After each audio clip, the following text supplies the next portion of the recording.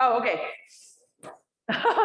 So there's some annual report packets out in the green basket. If you didn't get one, you can, or you can use the QR code. It's on the page of our bulletin. So for those of you who are online, if you go to Sunday Bulletins, the annual report there is, it's in 2 parts because it's a lot, but you can download that so that you can see what we're talking about today. Also on Zoom, we'll have polls for you to vote. Pretty much everything is voting by acclamation. So it's a yes, no answer. Yes. You ask the Zoom people on their screen or in the chat, send it in the chat. Yeah. Well, if you are attending the annual meeting by Zoom, please put your full name either as your, name, or put it in the chat so that we can record you for the purposes of our quorum. And if you have not signed in as a member on one of those sheets out there, please do that because we need a quorum. 35 on the signature page. Okay. And how many are online, Karen? Okay. So we need to come up with. Okay, got it.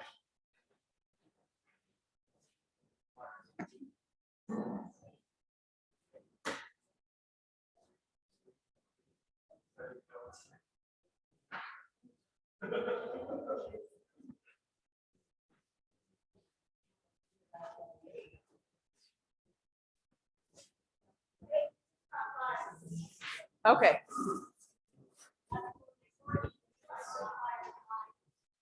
You have 35 out there? Okay, let's count again as people are signing.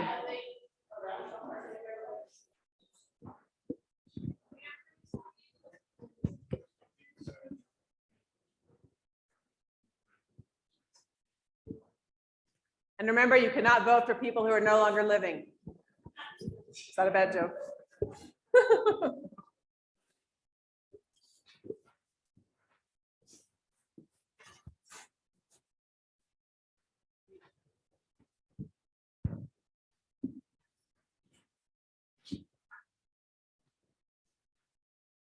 Well, we can pray no matter what. So, will you, Karen, will you click to the first slide? Sorry. So Kathy gets back. Okay. So if you would join me in praying while we determine whether we have a quorum or not. The Lord be with you. Let us pray. Almighty and ever-living God, source of all wisdom and understanding, be present with those who take counsel in St. Stephen's for the renewal and mission of your church. Teach us in all things to seek first your honor and glory. Guide us to perceive what is right, and grant us both the courage to pursue it and the grace to accomplish it. Through Jesus Christ our Lord. Amen. So the way that the polity of the Episcopal Church works, in short, is that we're a representative democracy. So we elect leaders who make choices for us. So at the annual meeting, we don't vote on everything that's going to happen last year or this year, but we vote to elect our leadership. And we also go through things that have happened or are going to happen, and just so that the congregation has information about what's going on. If you have a copy of the annual report, the agenda for the meeting is somewhere towards the beginning. So we'll spend a little bit of time talking about what happened in 2022 and then planning for 2023. Okay, how many people do we have online?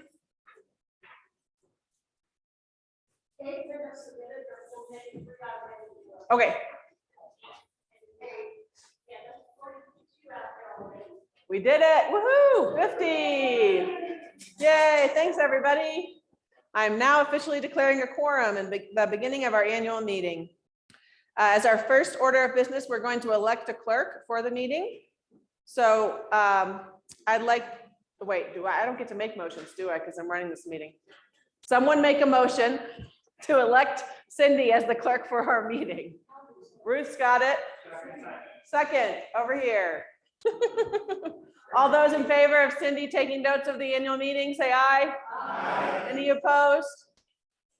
And you got it online? Okay. Hi. Hi. Oh, okay. Share, yeah, okay. And Natalie's here. She might be able to run somewhere off.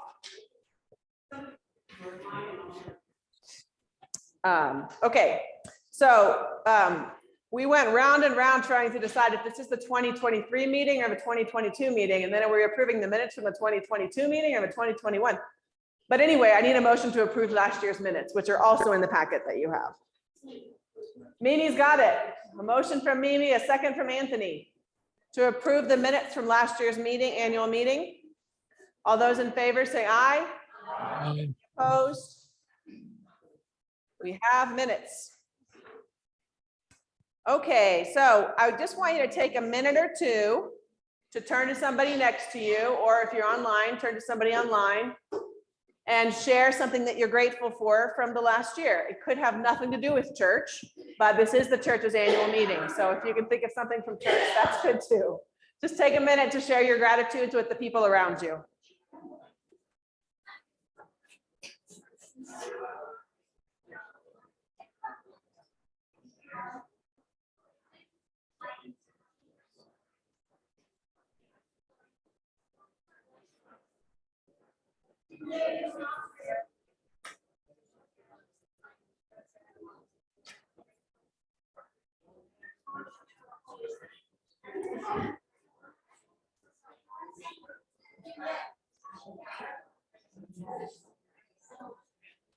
Anybody want to share out loud what they're grateful for? Health? Family? Grandkids? Great grandkids, all right. Really good grandkids. Not that great, but really good, yeah. Okay. Well, oh, go ahead. Somebody, water? The choir. And water, but she said choir. Yes, Betty. Her rescue dog, all right. Well, I am truly grateful for all of you. I know this morning I was thinking about we have to figure out what's going on with our snow removal company, and the sound system is weird, and there's all these little things that need to be dealt with, but you guys all step up and help.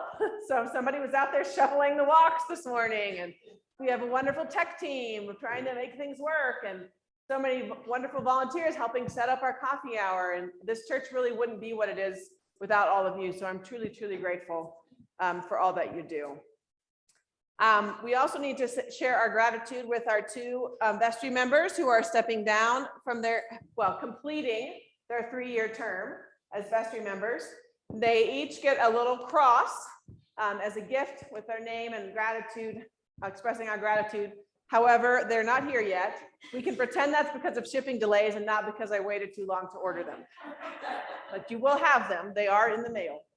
But I'd like to invite Mary Basel and Deb Sorensen up here. Yay.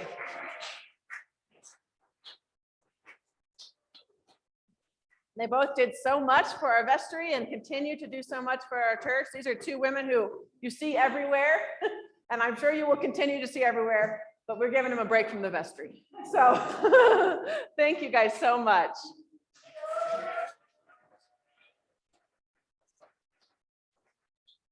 Okay. And Harriet, it's your turn. I will have a bite of sandwich while Harriet tells you everything. Yeah, I'll be right back. Now I have to have more jokes, and I already told the only one I know in my sermon. So what are we gonna do? Yeah, but I don't know if they make enough sense for. Oh.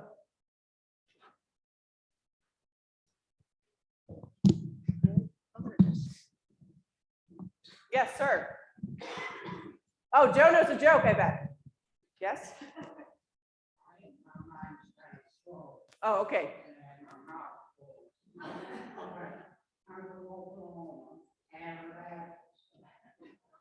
And my wife I'm from Oklahoma and a Baptist. And my wife went through and is a full-fledged St. Stephen's member. She's got a good mind and mine's gone. So I couldn't, I couldn't go through all she went through. But I really enjoy the total program we have here, and I'm sure the Lord would be very, very, very pleased. Amen. Thank you, Joe. Thank you, Joe. We would like to honor with a certificate, because we're like that.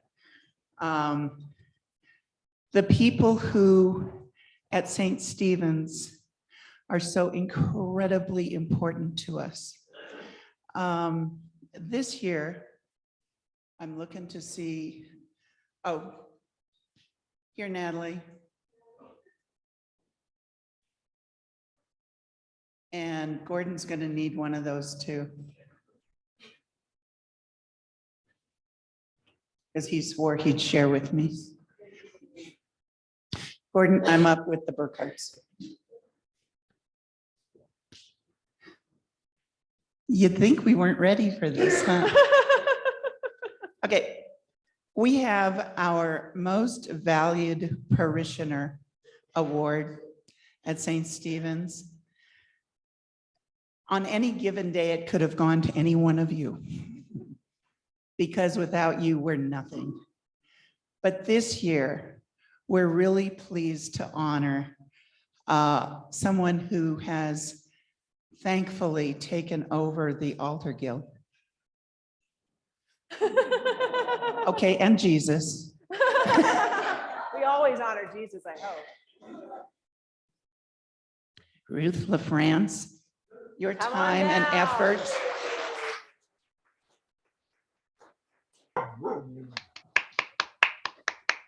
Are mightily appreciated here. In addition to her part-time job as the Altar Guild headmistress, Ruth comes and organizes the supply closet and helps us figure out what things we need, helps volunteer in the office. She's one of the people who shows up wherever she's needed, and we're truly, truly grateful for her service to our church. Yes, we are. Thank you. Here, come take a picture. For posterity, I'll come near you. I'll come near you. I'll make you walk too far.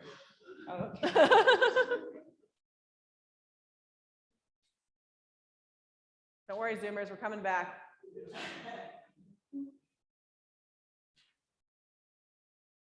All right, thank you.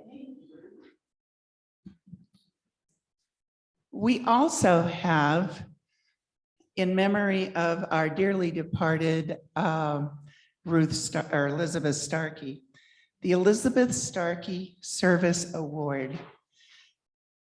Our award this year goes to somebody who probably never has been recognized for all the things that she does, because she's always been connected to someone who sort of disqualified her. But this year, Jan Dunn.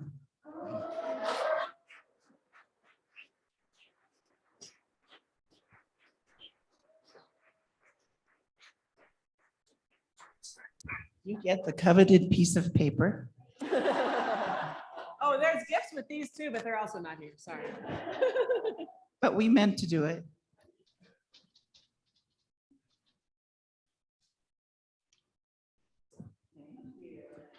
So yeah, Thank you, Jan. Jan is such a wonderful asset to our outreach committee. She's always got so many connections and ideas about what should happen and what's happening in the community and what the needs are, and advocating for those who are in need in our community. So we're so grateful for her for all the outreach she does.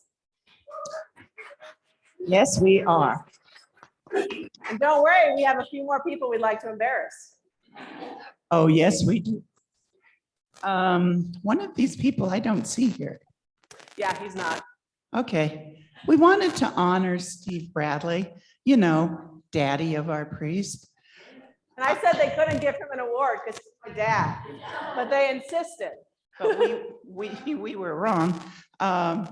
So it seems that every time there's something that goes on at St. Stephen. Steve is here to take care of it with our junior warden. When the pipes were frozen, you know, when it was freezing everywhere. Who comes? Steve Bradley. When there's sidewalks not shoveled, who comes? Steve Bradley. He knows how to do so many things. So on his behalf, would you please accept this honor for your daddy-o?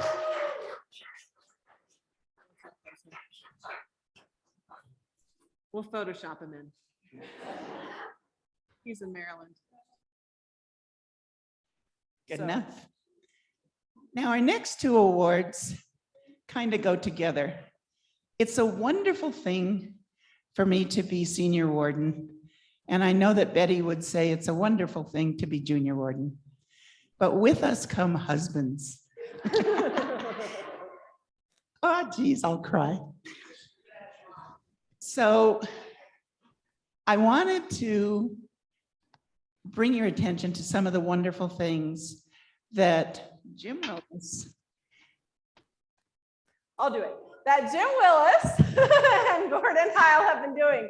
The biggest thing is that they laid all the time in the sacristy that no one sees. It's our wonderful altar guild, but they did that all by hand.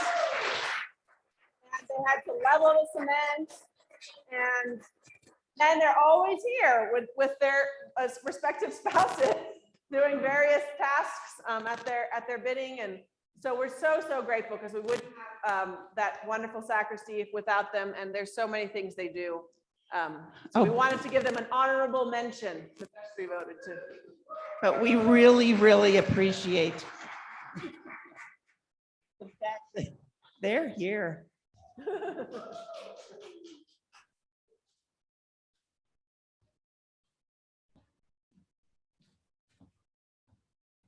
All right. So we have Thank you. such an amazing staff and vestry. I have to tell you that when we were choosing awards, a lot of people wanted to nominate vestry members. And since the vestry picks the awards, we didn't think that was correct. But I understand why they were so nominated. And the same could be said of our staff, who really always go above and beyond and do so many wonderful things. So this is our time to say thank you so much. Oh, we caught up there. Okay.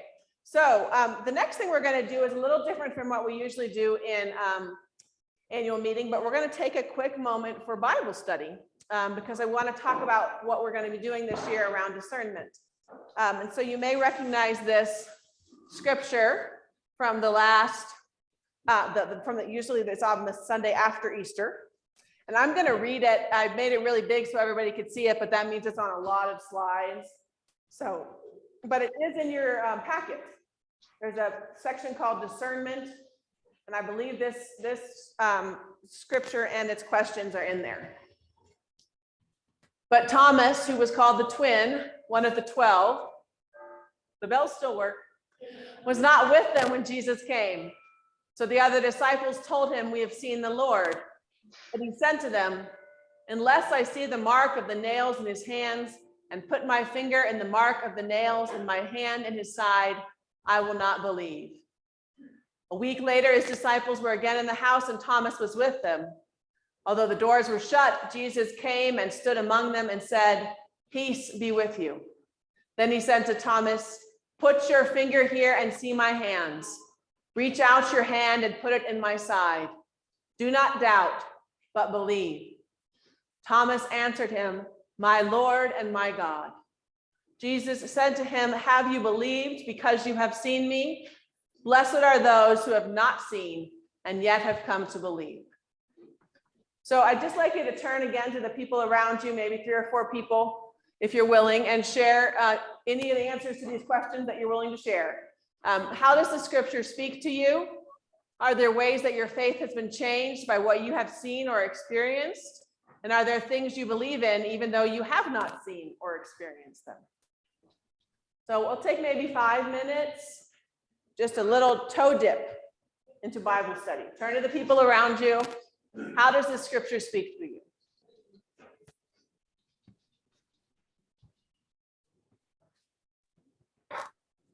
Is it possible to break us into little groups so we can talk? Karen is working on it, maybe. Okay.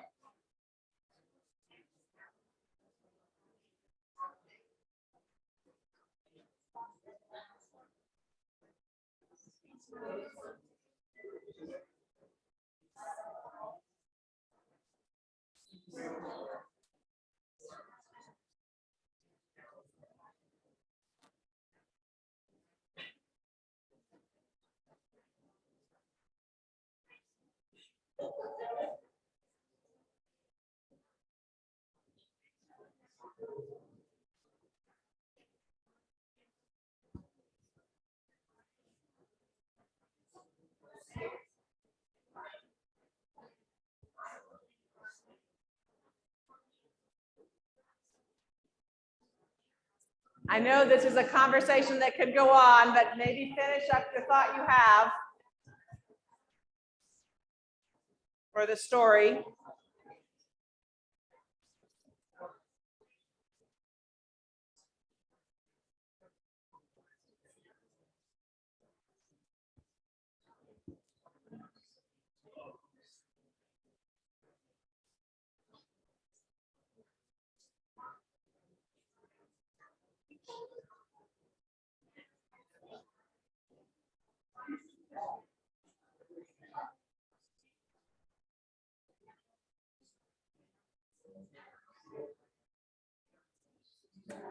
All right.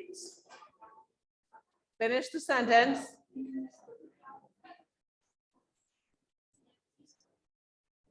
So I want to thank you for sharing these stories. And the good news is we're going to keep sharing them, just not in this minute. One of the things that we're going to do is continue to talk in smaller groups and in church and all this to reflect on these questions about what we believe and about how we know how God is working in or speaking through our lives. To talk about that, I'm going to invite Father Doug up. He looks like he doesn't know this is happening. He's been helping us with our discernment vision team, and he's going to talk a little bit about what we're up to for the next 2 months. Is it on? Hello. You know, for the last 30 some years, I've always been known as Doug Dunn, the rector. And from now on, I'll be known as, oh, he's the guy that's married to the person who won the Elizabeth Starkey Award. Let me just say it's about time. When I think about discernment and the process of going through discernment, I always think about the people that come up to me and they say, why don't you do the prayer part? You talk to God because you've got a special in with God. And I say, everybody has an 800 number to God, and you can get through to God just as quickly as I can, and probably better than I can. But I think folks think that the clergy have some special relationship, some special, that connection with God, and they're especially good at discernment. But maybe the one thing that we do best is help other people do their discerning. So I was thinking about some of the characters in the Bible and some of the characters that I've run into in my life. And I think about the ways that they have learned discernment. So this is, I guess, going to be another little bit of a Bible study. Does anybody remember the whining prophet Elijah, who ran away from where he thought he was going to get killed and ran out into the wilderness, looking for God, angry at God, furious with God? And three things happened to Elijah when he was out in the wilderness. Do you remember the three things he ran into? Just get in touch with your inner Baptist for a moment here. Joe. One of the things was he heard this earthquake, but God wasn't in the earthquake. What's the next thing? The firestorm, and God wasn't in the firestorm. But the third thing was where he heard the voice of God. What was that? Silence. What? Silence. Silence, or the still small voice of God. And that's one of the ways that people of faith throughout the years have been learning discernment, is to be quiet, to listen for the voice of God, not in anything huge and magnificent, but in that still small voice. And that's something that anybody can do. You remember the story of Gideon, when he was told by the angel of God, you have to fight and lead our people against the people who are the Midianites. And Gideon told the angel of the Lord, well, I'm going to do this tonight, and we'll see in the morning. Do anybody remember the story of Gideon? He said, I'm going to put out a fleece, a sheep's fleece, outside my tent. And in the morning, if the fleece is wet and the ground around it is dry, then I'll know that you're telling me what I ought to be doing. So the next morning, of course, the fleece is sopping wet with dew. The ground around it is absolutely dry. And Gideon says, I'm going to put the fleece out again tonight. And if it's dry in the morning and if the ground around it is wet, then I'll know that you're telling me what I ought to do. And the next morning, of course, the fleece is bone dry, the ground around it's sopping wet, and Gideon says, okay.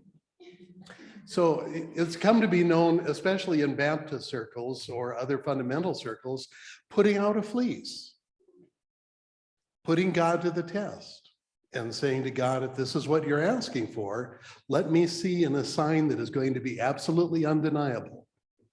And then I'll know that you're asking me to do what you're asking me. Okay, we're going to move into the Episcopalians territory. After Jesus ascended into heaven on Ascension Day, his last instructions to the disciples, what were they? Love one another as I have Love loved you. each other. Something a little bit more specific than that. Love one another as I have loved you. That was part of the big message. But he said, well, that was towards the tail end of Matthew's gospel. But when he was giving his disciples the instruction, because he was leaving and they're wondering, what in heaven's name are we going to do? And he said, go back to Jerusalem and wait and pray until the power from on high comes upon you. And that's something that Christians have been doing for the last 2,000 years.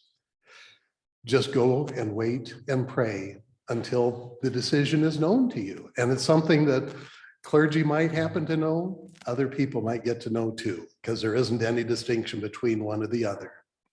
And somebody I was talking to just this morning about discernment, and I was saying, here's a question that you might want to face in the next few weeks and months. And this person said, well, it's good to hear that, and I'll see how good I am at avoiding it. that person knows who they are.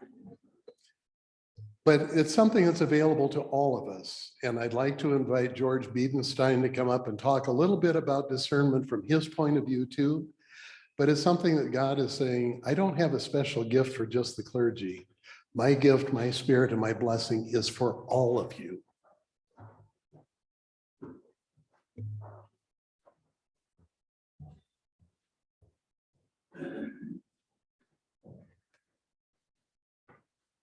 This is going to be kind of on the fly because I didn't really have much time to prepare for this, but as many of you know, I went through the discernment process to be a deacon.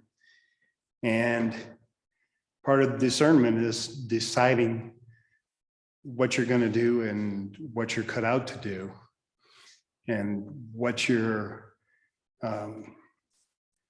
duty to God is and what you can give. And, I went through it was a pretty long process. Met with Kate for like a year, met with the discernment committee for like a year. Went through a bunch of training and stuff and decided that being a deacon was not for me and my family. And it was a tough decision to make. And sometimes you have to do a lot of soul searching through discernment to figure out exactly what God has cut you out to do. And there are a million ministries that you can do to serve God.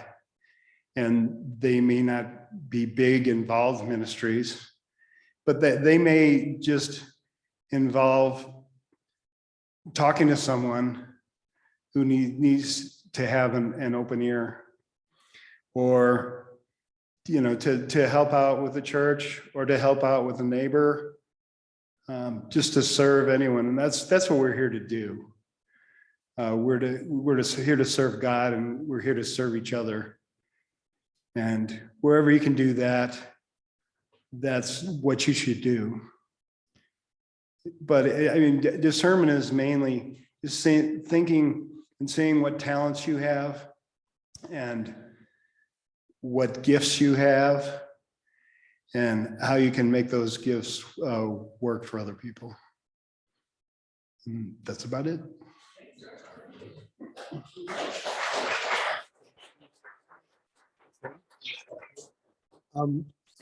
We have Suzanne Klemp by Zoom is going to be joining us.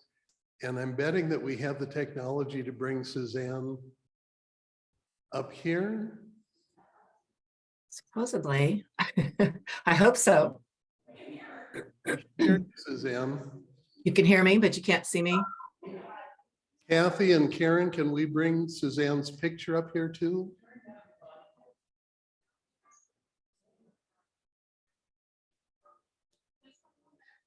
While they're figuring it out, I do have a joke. One that I shared with a couple of parishioners this morning about the definition of when life begins. And the minister and the priest and the rabbi were having this discussion about when life begins. And the priest, of course, said, it's when the egg and the sperm come together and conception happens, that's when life begins. And the minister said, no, it's when the child is delivered through the birth canal and takes that first breath on their own, that's when life begins. And the rabbi said, no, it's when the kids move away and the dog dies.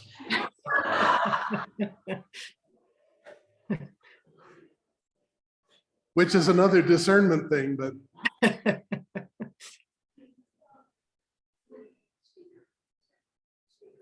So we're gonna, okay, thank you. Or am I up there?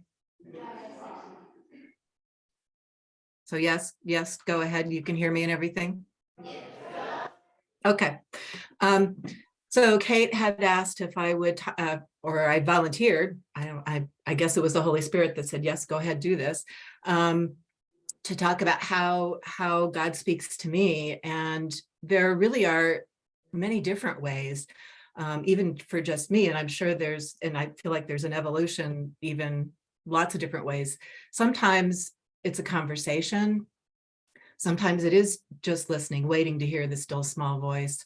A lot of times it's just paying attention, noticing that God is showing up in my daily life, in the little things, reminding me, at least for me, reminding me that God's there even in the seemingly small things.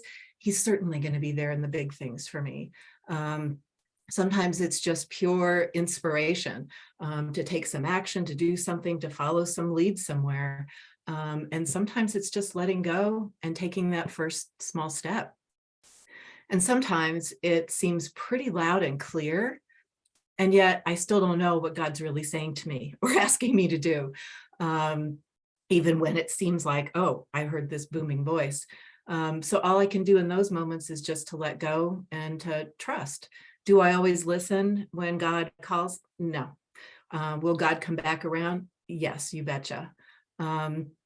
Being non-judgmental about it is definitely a task for me, because a lot of times what God brings up doesn't really make any sense, or I will say, well, that's not really what I was thinking about, or not what I wanted, or not what I was looking for.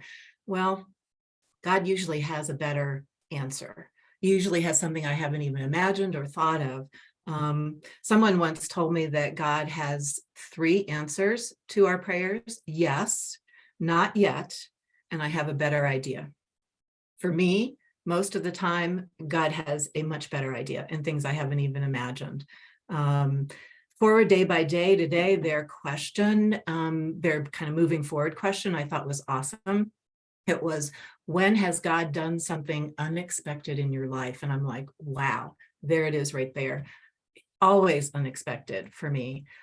So I thought I'd give a couple, like the big boom kind of things and the smaller things, to give just some examples of how God has shown up for me. Once upon a time, after I finished graduate school, and this is one of those big boom things, I had 2 job offers. Really awesome. One of them was in the same place in Miami where I did my graduate training. It was with a mentor. Was going to be an awesome opportunity. I also had an opportunity in exactly the area that I had done my doctoral dissertation and all of that in, here in Colorado, at University of Colorado. It was both of them. I didn't know what to do. I had no idea. I was like, they're both awesome in different ways. They both have certainly drawbacks in different ways. So for the very first time in my life, I prayed for door to open, door to close.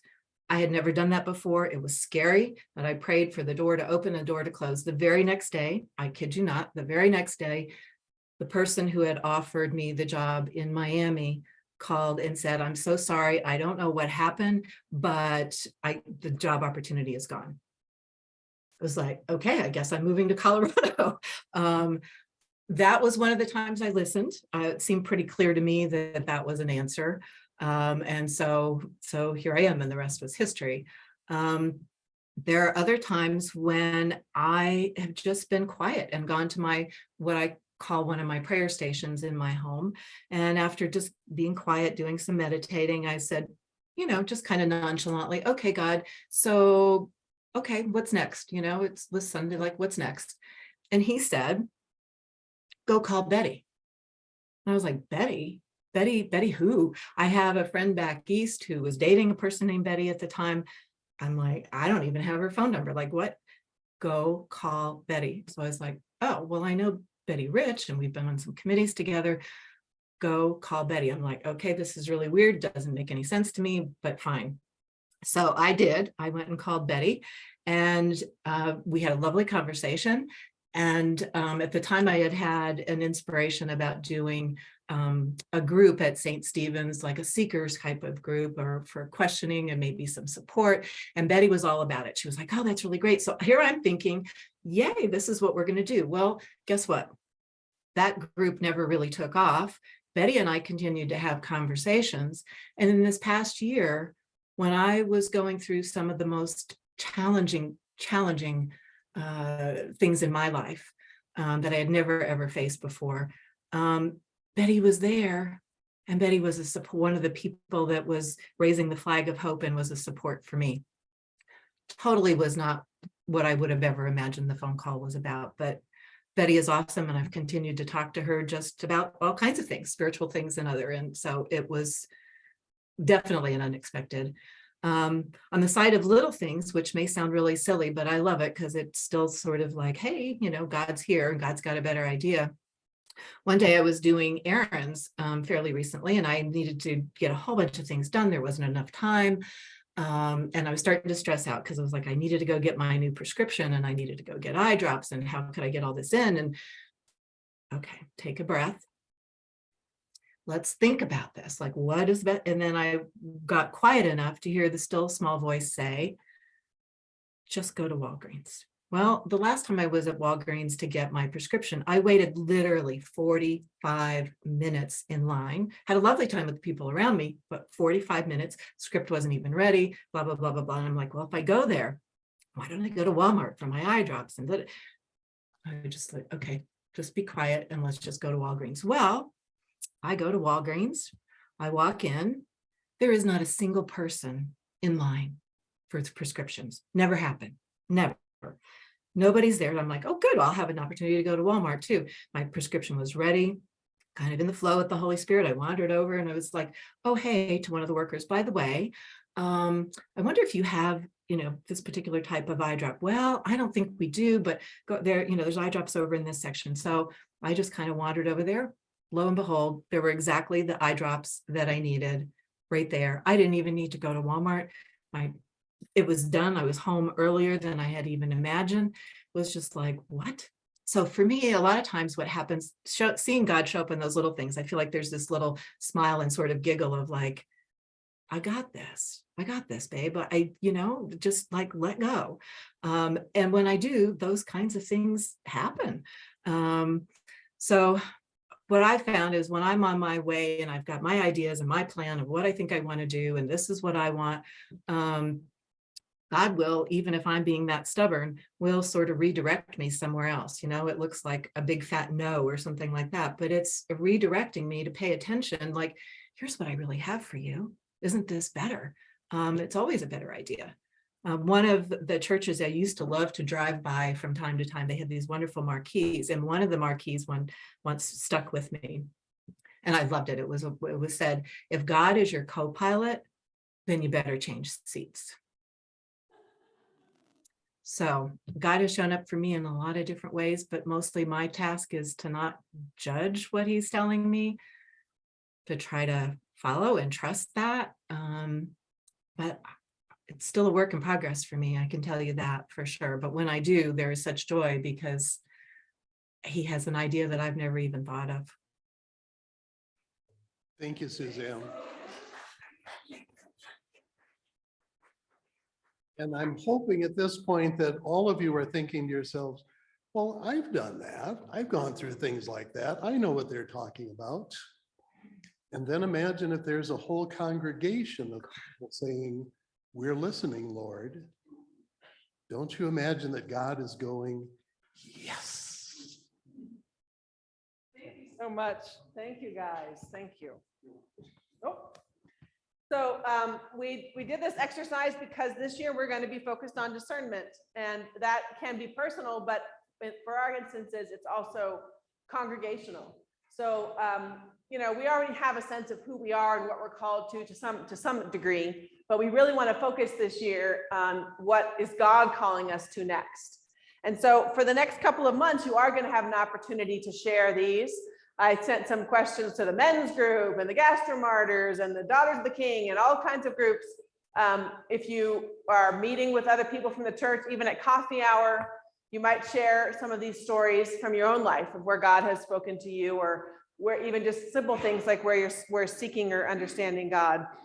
And so for the next couple of months, that's what we're going to be focused on. We'll have silence during worship. We'll have some questions on the tabletops to encourage conversation. And there's also the St. Stephen's Vision Board now, really newly designed in our new year, where you can share on Post-it notes or bring pictures or cartoons, whatever you want, to share where God is at work in your life or where you're seeing God. And so that now you should continue to ask God what God is calling you to. It's not a 2-month deal and then you're done. Sorry for the bad news. But we're doing that because we want to ground what we discern as a congregation in God, not just about what we want, but what we believe God wants. And so the second part is going to be in the spring and early summer, when we're going to have some congregational meetings to share what we love about St. Stephen's, what we see as a need in our community, what we think God is calling us to next, and those sorts of things. And the same thing, there'll be a bulletin board, there'll be ways for you to interact in small groups as we talk about that. And then in the last phase, we have a vision team who will be at all these meetings, and they're going to bring together all these ideas and try to present back to you what they heard. And then you'll say, no, not that part, or wait, you forgot this. And we'll fix it up again and revise it and bring it back. So at the end of the year, we'll have a vision of where we want to go. And then the next part in years to come will be to make that into an action plan. So we know where we're going, where God wants us to be, and then we'll figure out how to get there. So I just wanted to make sure people knew about that. Are there questions about this so far? Any questions about what God is calling you to? Just kidding. I don't know if I can answer them. Okay, so now we are moving on to business. So when Quinn agreed to be the treasurer, her one caveat was that she didn't want to talk in public. Hi, Quinn. She's on Zoom. So we did work on this both together, and the vestry was a part of it, but I'm going to be talking a little bit about our financial status. And you can see at the back of your packet, there's two things. One is the 2022 budget versus actual. And then the next thing is the budget for 2023, which also has the 2022 actual. But we changed the budget a little bit, the way we categorize things. And so that's why it's two different things. But let me just start with 2022. Our income was a little bit above what we expected, but not a lot. But so we're good, but we'd love to be better. We had about a 10% increase in our pledges from 2021 to 2022, but we only had about like a 2% increase in actual giving. So we need to kind of figure out what happened there. But you probably have some good guesses, and they're probably right. Our economy's changed a lot. The investments have gone down, and our expenses were below. So we had a reduced but still significant deficit. We expected something like 45, and we really ran like 31. But we need to get that to zero. So the other thing is that we have a lot of transitions that made our systems difficult. One of our goals for last year was to try to get our investments in order, and we didn't even get there because we were trying to figure out how to do the day-to-day finances, because the people who have been doing it for a long time stepped down and were wonderful and helped train the next person, but then she had to leave suddenly and didn't train the person after that. And in the meantime, we don't really have a record of any of how to do this. And so some of you may have gotten an email from Kathy Long with your giving for the last 6 months. We're working on it. You'll get an actual report of your full giving and from the right person sometime next week. But we didn't know what we were missing, if that makes any sense, because nobody had explained the system. And so we kind of were wait, no one's put this in, or no one's put this data in. So we had a lot of trouble with our reporting and record keeping, and nothing went wrong with our actual money. But there were some flaws in that system, and that made this year kind of a difficult one. But we have gotten pretty much on track, and we are working on writing it down actually tomorrow. We're going to create a written system so we know that we're all on the same page. And our financials for 2022 are relatively accurate as they're presented to you here in the bulletin. Oh, there was one more. I forgot what it was. Oh, investments. Yeah, so we didn't get to our investments. So we haven't taken anything from the investments this year. Obviously, the investments took a unrealized loss, right? Because everybody's investments took an unrealized loss. The bulk of our investments, about $250,000, are in a CD. So that didn't have as much of a loss, but it didn't have as much as a gain as we might have wanted.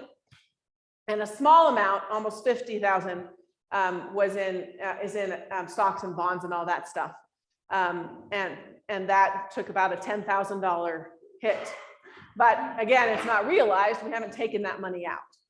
So that's kind of where our investments are. However, We have about $20,000 left in our savings account. And we are projecting a $23,000 or $24,000 deficit. So even if you're not great at math, you can see how we're gonna have to tap into those investments one way or the other.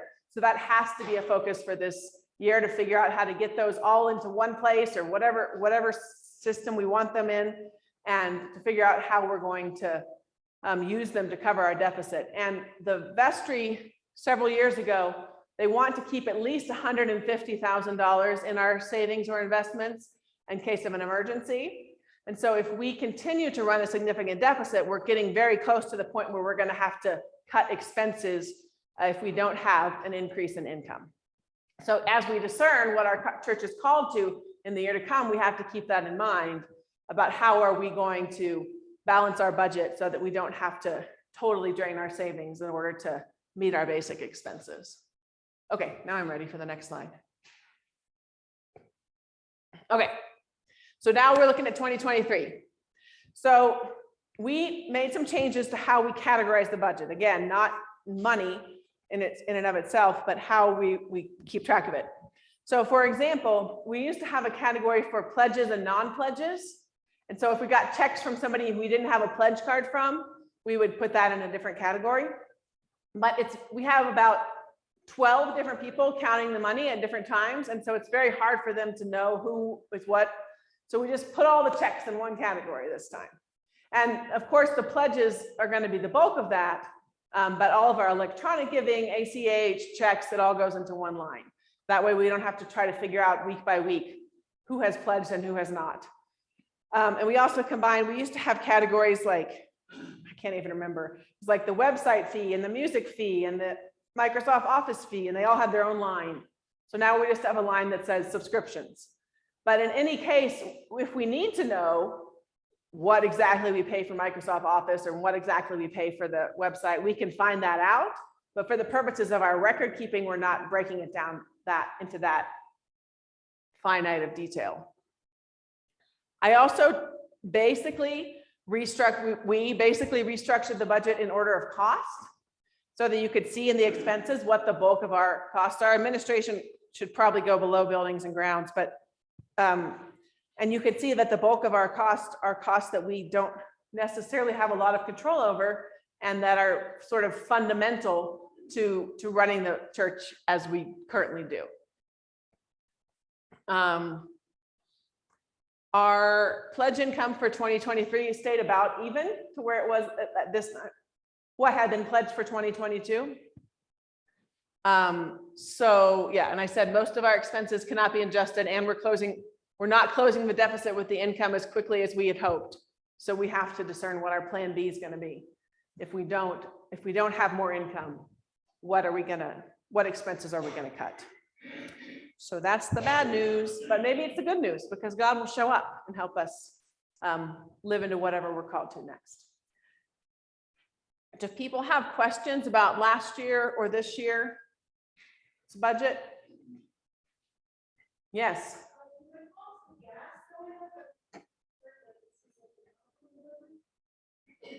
Yeah, I think, oh, that's working. Where's gas? Yes, you're probably right. Because we only have, that's almost even with this past year's actuals. I also know that our payroll is going to be higher than it was budgeted for. So we typically predict a deficit and then don't meet it. But this year I'm fearful that we predicted a deficit that we are going to meet and maybe then some, unless we see a little bit more income than we expected.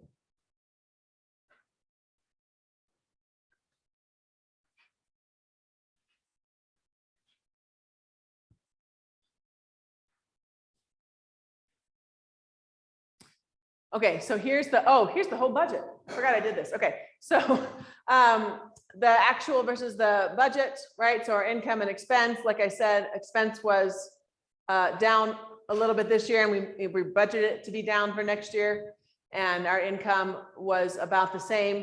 So it probably will be closer to what it was actually in 2022, but it's still a significant deficit. Okay, next is all of our, this is all of our income. And as you can see, the vast bulk of our income is from pledges and offerings.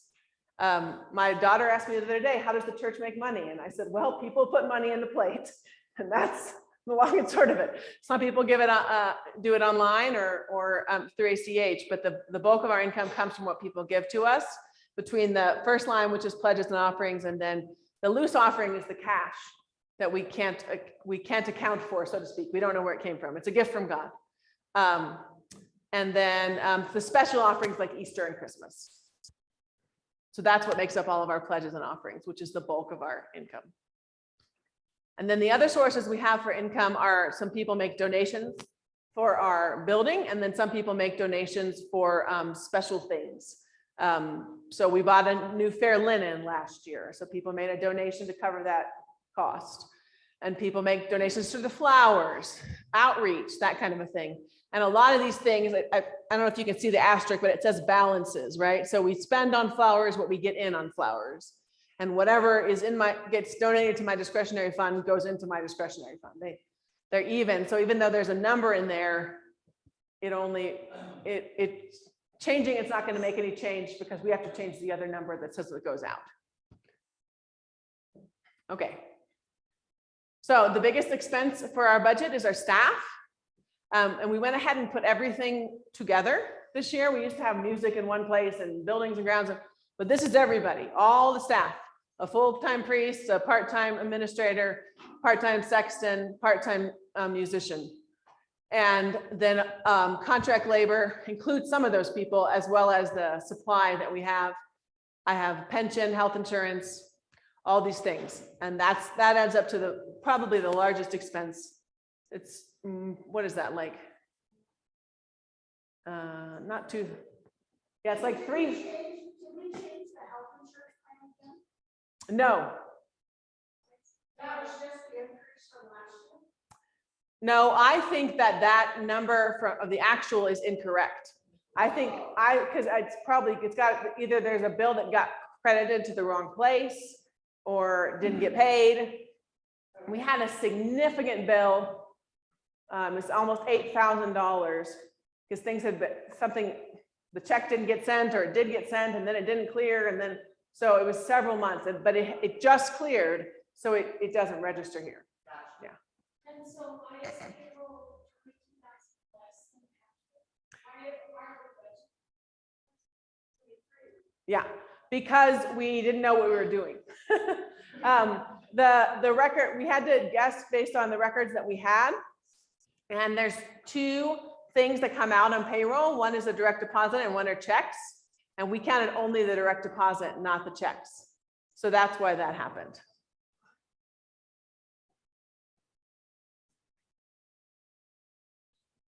The next thing is the administration. So the office stuff, whoa, it went so fast. Which is all pretty standard. We have a coffee machine that we lease. We have various subscriptions that we have. I know the subscriptions is different, but I think that's, again, because of something that happened this year that won't typically happen. We kind of added up what we actually pay for every year. And so that's what we expect it to be. And insurance here is our building insurance. Okay, and then buildings and grounds, which is a little bit more than administration, is the next slide, and that's utilities, right? So there's I didn't put it broken down on the slide because there's so many utilities, and we keep track of what's for the rectory and what's for the church. And the water system for the irrigation system is hooked up to the house, to the rectory. So that's kind of deceptive, but and then we have our contracts, snow removal, mowing the lawn, all that kind of stuff. And then the elevator and the security. And then the last part, the very small part, is our program. So the money that we spend for our children and youth, for our music, worship, outreach, and community life.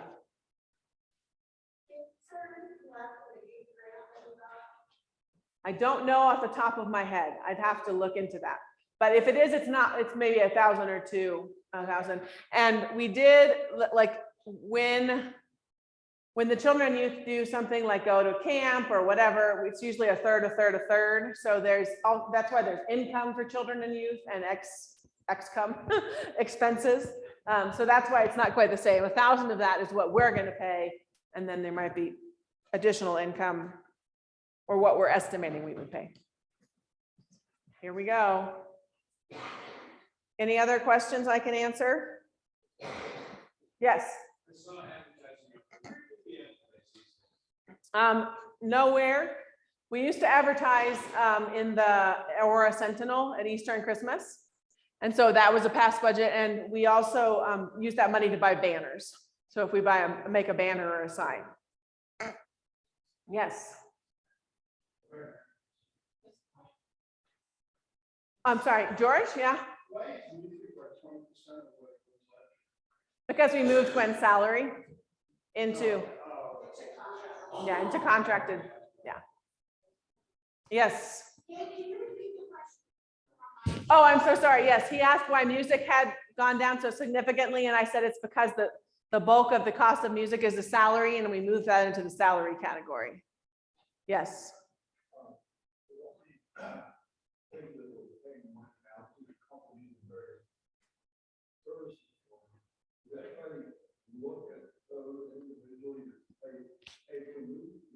Yes, actually, I'm glad you asked that, because that's one of our things for this year. We're going to make a sort of chart of accounts. I don't know what it's really called because I'm not a finance person, but to what are the things we pay every month, right? We have, and some things like, I don't know that you have options about your water bill, but you know, our internet company, our copier lease, every single thing we could make, and we can't look at all of those in one year, but we want to try to set up a cycle where we examine a quarter of those things every, you know, and then the next quarter and the next quarter. So that over a 4-year cycle, they all get looked at to make sure there's not a way that we could be saving money in those areas. Yeah.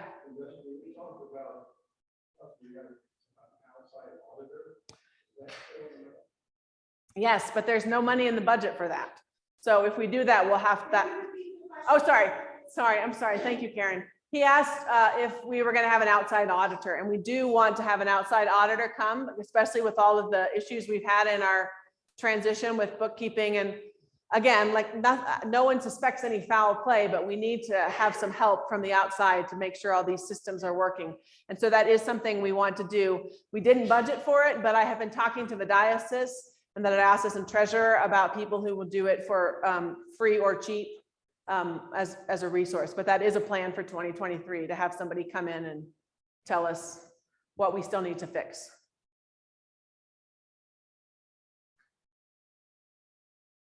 Any other questions? Yes, sir. We have a bulletin board out here that has surprise expenses. Right. Right. And you want to take care of it. That's a good idea. Yeah, the one we know about right. I'm so sorry. I'm sorry. So Joe asked about surprise expenses, you know, when things come up that we haven't budgeted for. Is there a way to let the congregation know about that? And maybe we could have a bulletin board or put it in the newsletter or that sort of a thing. And the one that we do know about right now is that after our break-in at Thanksgiving, we realized we need to put in some more motion detectors. And so, and one more camera to cover that side of the church where they broke in. And so that's a cost of a couple $1,000s that we're going to probably pay no matter what, but we're hoping to get some donations to offset that's added security cost. And I think that should be an ongoing, when other things come up like that, we have to make sure to let people know. And I also think, you know, in past years, we've had more than one annual meeting, for lack of a better way of putting it, not necessarily more than one annual meeting, but we usually have congregational meetings 3 or 4 times in the year. And I know this year we'll be doing that because of our discernment process. And so I want to be able to give some financial updates at those meetings as well. I know mixing money and discerning God's call doesn't always seem like it should go together, but I think that it can. And so I want to keep people abreast because as you're right, there are some things about this budget that I know we're going to have to change. So we may even have to, as a vestry, talk about what we want to adjust and then come back. And we definitely have to have a plan about how we're going to cover this deficit when our savings runs out. Anybody else? You can see why Quinn didn't want to do this.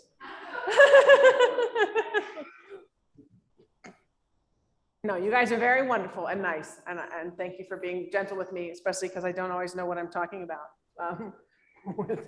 with money.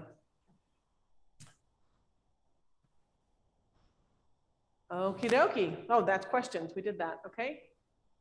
What happens next? We vote for people.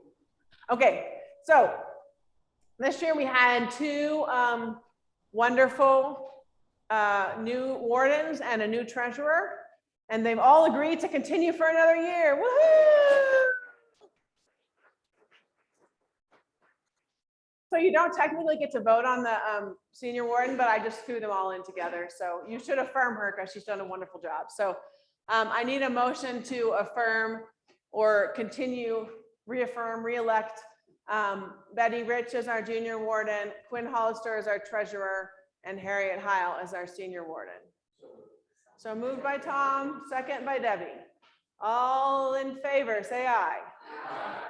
Any opposed? We have some officers. Where did it go? Oh, there it is.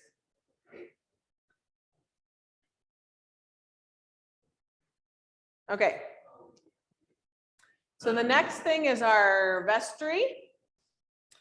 We have 2 spots for the 2 people who finished their 3-year term, and then 1 spot for Nancy Fur, who stepped down last year from her election to the vestry. And so we have 3 people who agreed to run for vestry, which works out perfectly. Barb Bienstein, you want to wave? Hello. Agreed to fill out the as much of the remaining term of Nancy Fur as she can, at least the next year. And then Jan and Brenda Smith have agreed to run for a 3-year term.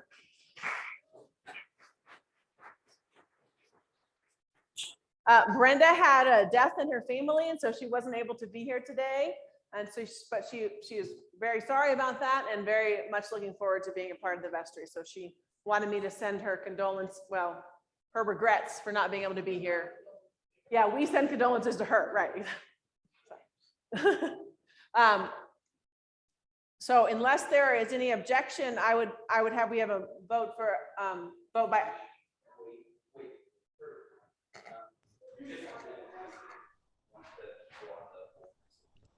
Oh, okay. Stop talking. That's what you're saying. No more motions. Okay.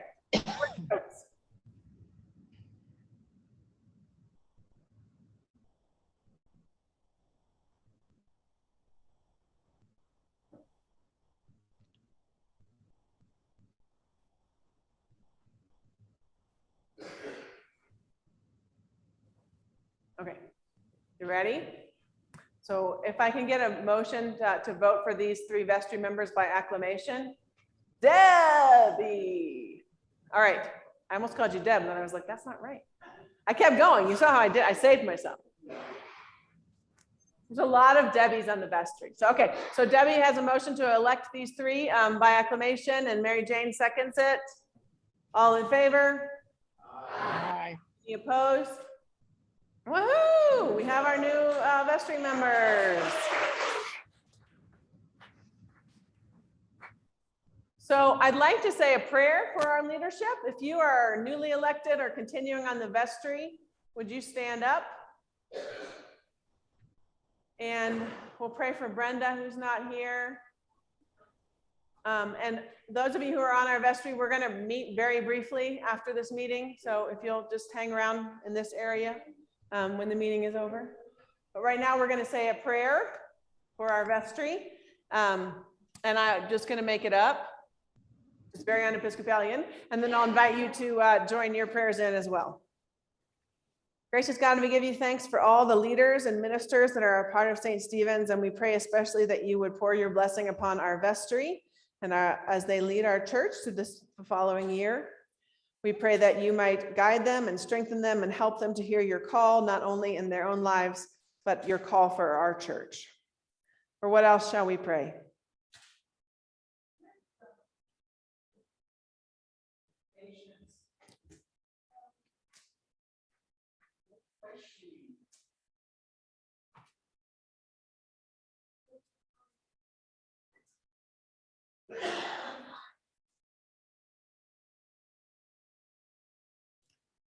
May God's blessing be upon us and most especially on this vestry. Amen.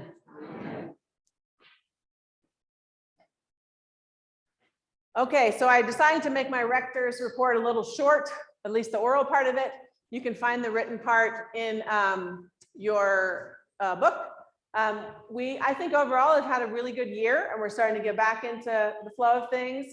We've had several new volunteers with our children and youth. We have a new junior high youth group and Sunday school. We've had an abundance of outreach ministries. Everyone's so generous, and we've begun collecting and connecting with more ministries. We have done okay financially, although we want to close that deficit as we've talked about. We had wonderful care of our buildings. I was sorry we didn't have a picture of the beautiful flowers to put in our annual report, because we did so much work to pull weeds and have continued to do that, and our grounds look wonderful. And I think we continue to welcome new people, to grow in our relationships with one another. And I'm forgetting the fifth thing. Children, building, each other. Oh yeah, our faith. See, worship and spiritual formation are just like so fundamental. I don't even have to think about it. But we had a good year trying some different worship techniques. Our church is growing again. People back in the pews. And we've I've had a great experience with our high school students and our adults who are going through confirmation. And we'll continue to offer some of those offerings in the year to come for Bible study and things of that nature. Okay, so good year. Two things that I want to, wait, did I get ahead of myself? Okay, no, I didn't, okay. We talked about congregational discernment. The other two things I wanted to talk about were sabbatical. So I will be on sabbatical from the Sunday after Easter. Maybe I'll even preach on Doubting Thomas, because you never get to preach on Doubting Thomas when you're the rector, because you make someone else do that on the Sunday after Easter. So that'll be my last Sunday for a while, and then I'll be gone through August 1st. I'm going to be looking at congregational renewal, so visiting some congregations in person and online as we do our own discernment process about how we want to grow, and also just taking some time for rest and reflection and a true Sabbath. So that's what I'll be doing. During that time, Father Doug, you have to wake up, Doug. He was double checking your dates there. Will be our supply priest, so he'll be covering the pastoral and liturgical. Harriet is our wonderful senior warden, will be helping. And then of course, you've got a great staff here. As in the months to come, as I meet with different groups, I'm trying to make sure everybody knows what's happening over those 3 months and who to contact if they have any issues. But if you have any questions, please feel free to ask. And I just want to say thank you for letting me take a sabbatical. I know you are great leaders and you'll do a great job. And it's a great gift to me to have some time of rest and reflection so I can come back renewed and help us move into whatever God is calling us to next. So thank you. And then this is a small thing. Well, maybe it's not. So I'd like to talk about the common cup. And by the way, my sermon had nothing to do with the common cup. After I talked about the cup, I was like, wait, this is not a hint about common cup. I don't, but we'd like to try and Lent a return to the common cup and an offering of the cups. And so I wanted to get a sense of what people would want, if we're like a 50-50 split or a 75-25 or so. Yes. I am all for keeping it the same and possibly offering a common cup to those that want it. Exactly. But for the sake of keeping the germs as Yep. much as possible from passing, I like having the individual cups Right. that you can Right. So that's what we're going to do. We're going to do both things and let people choose. But for the sake of our altar guild and the Eucharistic ministers and whatever, I wanted to just do a straw poll. If you had the choice, what would your choice be, right? So we know how to set that up when we start doing that in Lent. So you get to vote. If you had the choice to drink from the common cup, would you do so? Please raise your hand or stand up or otherwise signify.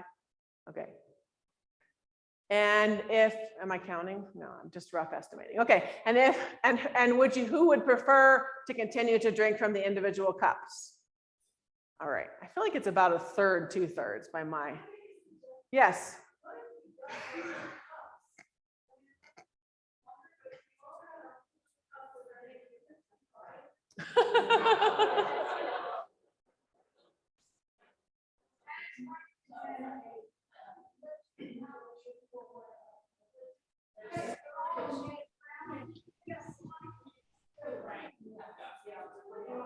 Oh, I like it, but yeah, I think our blessed altar guild and acolytes are already having enough. So the plan will be to have two sort of areas, right? So, and you can pick when you come up which side you want. And we have enough, I believe, Eucharistic ministers so that somebody will have the chalice and somebody else will have the tray and the bucket. So that, look for that to start in Lent, which is the last part of February. And thank you for your feedback. That's helpful to know what people's preferences are. Okay, so before we go, I want you just to turn to the people around you for the last time. You can talk to them again after this, but for the last time in this meeting, and share what you're hoping for 2023 or what your dreams are. Again, it could be related to church or not. Just take a few minutes to share what you're looking forward to or hoping for.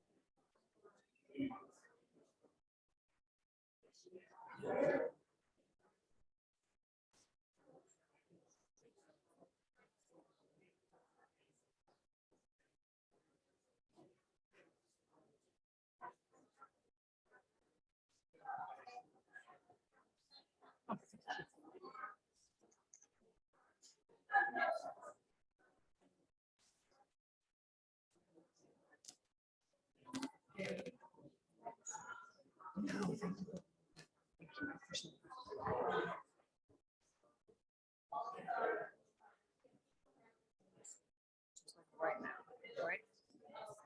Yeah, it won't take very long. Mostly about dates. All right. Again, we can continue these conversations, but what, does anybody want to share something that they're hoping for or looking forward to? Yes, ma'am.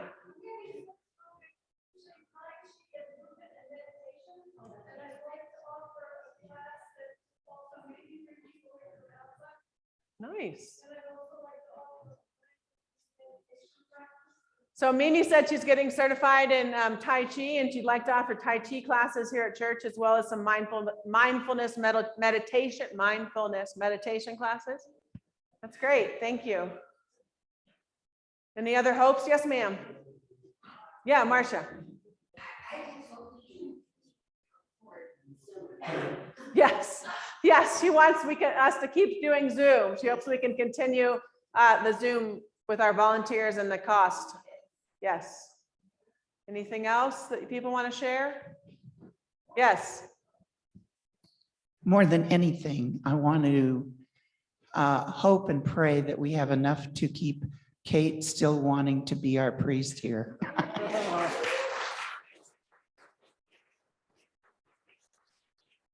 Thank you, Kate. No, thank All you. the things that you do, I can't imagine the things that go unnoticed, but I've noticed a lot. Oh my goodness, days that she's supposed to be off, she's here. When it's not her job, she does it. When there are meetings, she's there. You know, it's just amazing, all the things that you do. So thank you so much. Thank you, I appreciate that.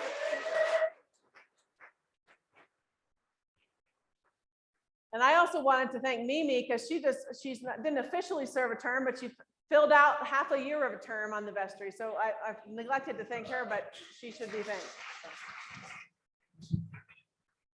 Just quickly, what's happening next? We talked about newcomers, meet and greet next Sunday. The junior warden work day, the bishop's here on the 19th. And then the next week is the start of Lent. So Shrove Tuesday is the 21st. We'll have the pancake supper here. I don't know what it is, 5 to 6:30, something like that. You'll see information about that. And then Ash Wednesday, we'll have a 12 o'clock and a 7 o'clock with the music. And then we'll have a Lenten Quiet Day on the 25th, offered by Father Doug. Again, thank you. And then starting on March 1st will be our Wednesday soup supper. And what we're going to be doing is looking at the stories from the Easter Vigil. And so we're going to each week do a Bible study on one of those stories from the Hebrew scriptures and talk about what it means to us and art and music and try to make it kind of interactive and intergenerational. So you can come to one or all of those. Those will basically be the Wednesdays of March.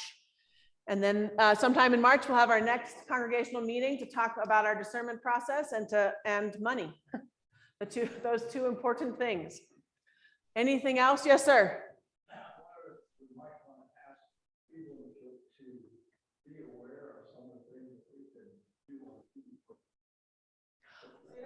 He wants to know, yes, I might have remembered this time, but I appreciate the encouragement.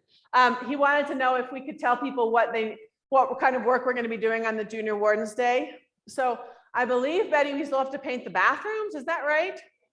Yep, we're going to paint the bathrooms. You may have noticed the stalls have been painted, or you may not have if you're not into the color of bathroom stalls, but they have been. We wanted to do some deep cleaning, maybe of the pews and some of the spaces where clutter has built up. What am I forgetting, Betty? Clean the windows. Yes, yes. So things like that. Cleaning and painting is basically, it's all inside stuff. So. Okay, any other questions, comments, concerns? Oh, these gloves were left in the pew. If anybody wants them. Okay. Do you want them or are they yours? No, just kidding.